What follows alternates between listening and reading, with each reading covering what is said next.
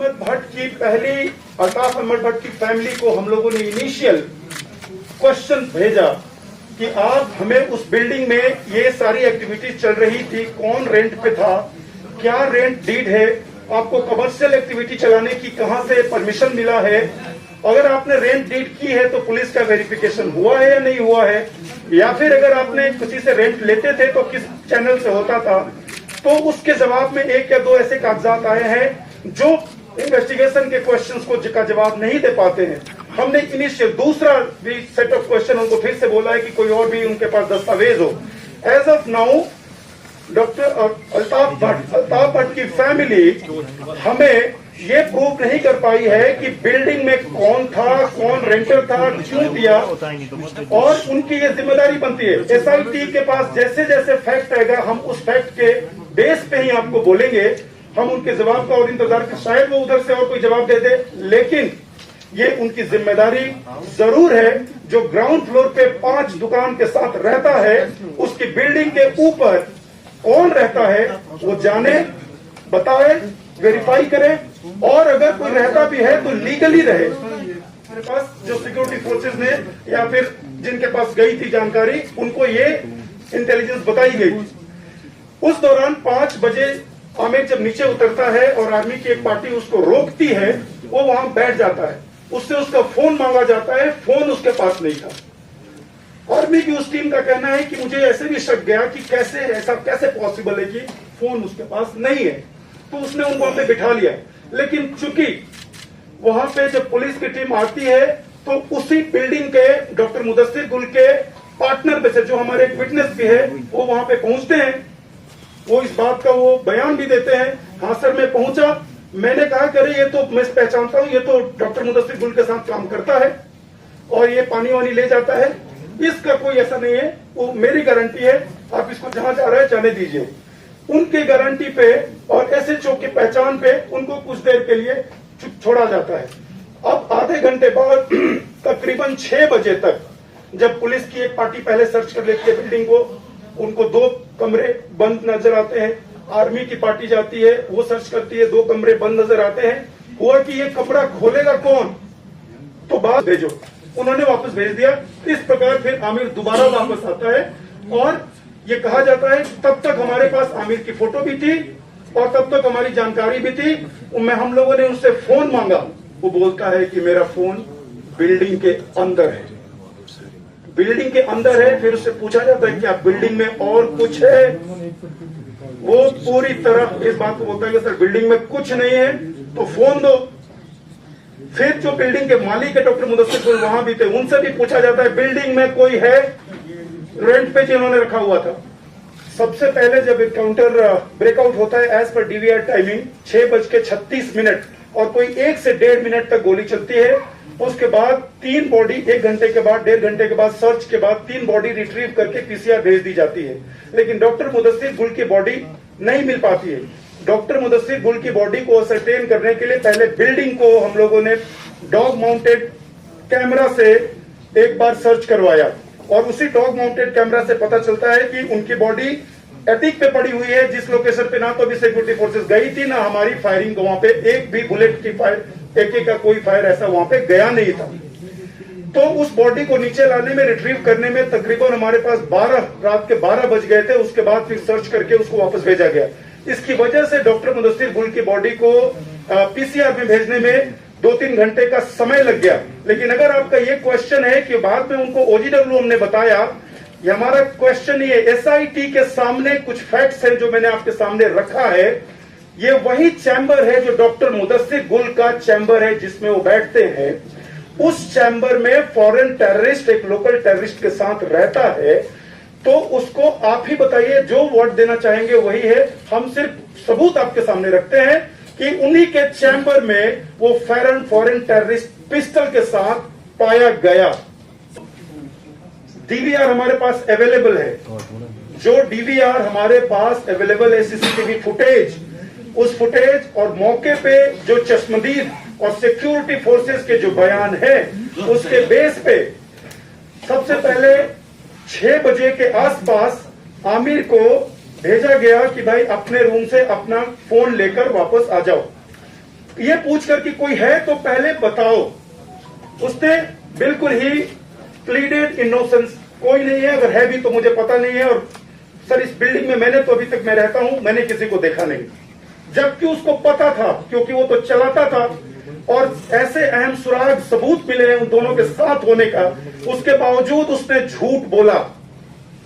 और वो दिखाने के लिए कि अंदर कोई नहीं है, वो जाता है और थोड़ा सा सर्च करने का एक ड्रामा ही कहेंगे, या फिर सर्च करता है और वापस आता है कि मेरा फोन नहीं मिला।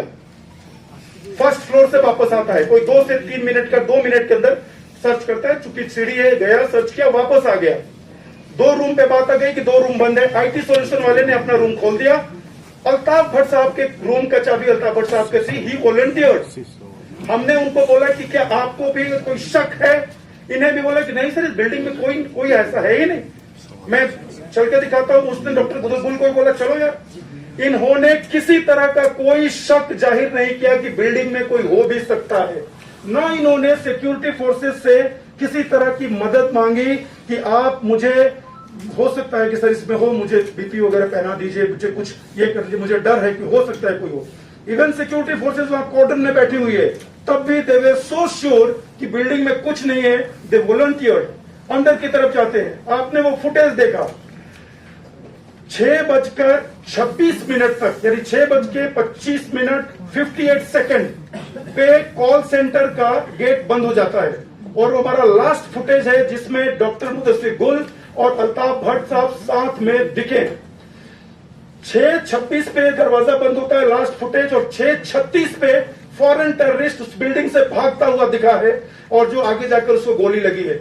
10 मिनट की क्या कहानी है। हालांकि अंदर किसी ने देखा नहीं, कोई चश्मदीद नहीं था, और कैमरे भी कमरे के अंदर थे, रूम के अंदर थे। लेकिन जो कहानी अभी हालात से, और जो हमने वहां पे जाकर वहां पे सर्वे करके देखा, वो आपके सामने ऐसे बनता है। आपने देखा कि मुदस्सिर गुल साहब का जो चश्मा है वो हाइड आउट के टेबल पे पड़ा हुआ था। ये बताएं कि जब पुलिस आपको ये पता करने, नहीं, फिर से बोले, अल्ताफ, मुदस्सिर और आमिर मिल्टन की गोली से आप कह रहे हैं ना। डॉक्टर मुदस्सिर गुल, जिसको अटीक पे मिलिटेंट ने ही, फॉरेन टेररिस्ट ने टारगेट किया, और लाइन में जब नीचे वो लोग आते हैं फायर करते हुए एंट्री पे, डॉक्टर अल्ताफ भट्ट को अपना शील्ड बनाते हुए, इनकी मौत क्रॉस फायरिंग में हुई है। पहली बात मुझे ये बताएं, जब आपको ये पता है कि मिलिटेंट जो है वो अंदर है, जी, ठीक है, आपको लग रहा है कि आपने प्रॉपर एसओपी जो है वो फॉलो किया, जिसमें आप सिविलियंस को जो है वो अलाउ करते हैं अंदर जाने के लिए, बनिस्बत के आपकी ये है कि आप कह रहे हैं कि वो वॉलंटियरली जो है वो ऊपर चले गए। क्या कोई रिटन बॉन्ड है कि उन्होंने वॉलंटियरली जो है आपको? बिल्कुल, आपने जो क्वेश्चन पूछा नहीं, पहले इसका आपको सबको जवाब मिलेगा। सर, आप बोल रहे हैं कि आमिर को क्लासिक हॉस्पिटल से वापस बुलाया गया, तब तक ये क्लियर हो चुका था कि आमिर भी मैं इनका जवाब दूं, फिर आपका क्वेश्चन जवाब दूंगा। मेरा नेक्स्ट सवाल ये भी है, अगर आपको ये पता था कि आमिर जो है वो मिलिटेंट है, आपने उन्हें अरेस्ट क्यों नहीं किया? बिल्कुल, क्या ये किलिंग जस्टिफाइड है? अगर आप कह रहे हैं कि ठीक है, अगर क्रॉस फायरिंग में भी मारा गया, आप कैसे इसको जस्टिफाई कर रहे हैं? बिल्कुल, without any due process. SIT किसी चीज को जस्टिफाई करने के लिए बनाई नहीं गई है। एसआईटी बनाई गई है, जो गलत है उसको गलत कहा जाए, चाहे वो किसी के पार्ट पे गलत हो, और जो सही है उसे सही कहा जाए, चाहे वो कितना भी छुपा करना कोई पेश करने की कोशिश करे। यहाँ पे मैं आपको क्लियर कर दूं, सिक्योरिटी फोर्सेस को ये बिल्कुल खबर नहीं है कि वो उस बिल्डिंग में मिलिटेंट है। अगर ये हमें पता होता तो हम उनके घर वालों से, मकान मालिक से, ऑनर से, सिक्योरिटी फोर्सेस क्यों पूछती कि आप बताओ इसमें बिल्डिंग में कोई है कि नहीं है। इंक्वायरी कंप्लीट करके साड़ी पहले गवर्नमेंट को सबमिट कर दिया है। गवर्नमेंट के यूटी ने डिस्ट्रिक्ट मजिस्ट्रेट को उसका लेटर लिखा है, ऑनरेबल कोर्ट को ये सबमिट किया जाए। गवर्नमेंट को रिपोर्ट मिल चुका है, गवर्नमेंट ने एक्शन लेके डायरेक्शन दिया डीसी को, कल ही दे चुका है कि कोर्ट में सबमिट किया जाए। पूरा उसका प्रोसेस कंप्लीट हो गया, फिर हम लोग आपके साथ आए हैं। Mister Sujit, I have a couple of question. Operation को हेड कर रहे थे तो आपको एसआईटी इंचार्ज बता दिया गया है, मैं पूरे मीडिया फैटर्निटी को बताऊंगा। ऑपरेशन को हेड वही करता है जो जिसका कॉर्डन होता है, जो मौके पे होता है। मौके पे 3 टीम थी, 2 RR की टीम थी, वैली QAT CRPF थी, और हमारी श्रीनगर पुलिस की SOG कंपोनेंट थी। और वहाँ पे जो सीनियर ऑफिसर होता है वो वहाँ पे उसको हेड करता है, ना कि कोई डीआईजी और सीनियर रैंक ऑफिसर। ऐसा सबसे बेहतरीन मैं चीज आपके सामने कहूँगा कि case investigation is still going on. तो मेरे कंसिडरेशन से कोई फर्क नहीं पड़ेगा, फैक्ट से फर्क पड़ेगा। I will be really grateful अगर आपके पास कोई ऐसा विटनेस है, कोई चीजें आ जाए तो still I am open, SIT still open. क्योंकि आमिर को जिसने उस स्पॉट से छुड़ाया था वो हमारे पास खड़ा था। मैंने आपको पहले बताया कि वो डॉक्टर मुदस्सिर गुल का क्लोज एसोसिएट था और वो हमारे पास खड़ा था। उसके कहने पे हमने उसको छोड़ा था। वो एग्जैक्ट बोला कि तुम कहां जा सकते हो, और उसके साथ एक आदमी भी था ताकि जब जरूरत पड़े वो बुला ले। एग्जैक्ट वही हुआ। जब हमें बुलाने की नौबत आई कि उनको बुलाया जाए, वो बुलाया, और वो पर्सन उस बिल्डिंग में काम करता था, वो कहां जाता, इसलिए आमिर वहां से नहीं गया। दूसरा क्वेश्चन आपका है, प्लीज, क्या दूसरा question? That rather than breaking the law, why did you wait for the keys? And second was Altaf Saab tries to go upstairs. पहले 2 बार वो वापस आए। ओके, अल्ताफ साहब, और मैंने भी ये बहुत सारी रिपोर्ट्स सुनी कि अल्ताफ साहब को 3 बार ले जाया गया, लेकिन माय फेलो जर्नलिस्ट, ये जो सीसीटीवी फुटेज जितनी बार मैंने देखी या जितनी बार अदालत इस फुटेज को देखेगी, कहीं भी अल्ताफ साहब को 3 बार ले जाना इस फुटेज में नहीं आता है।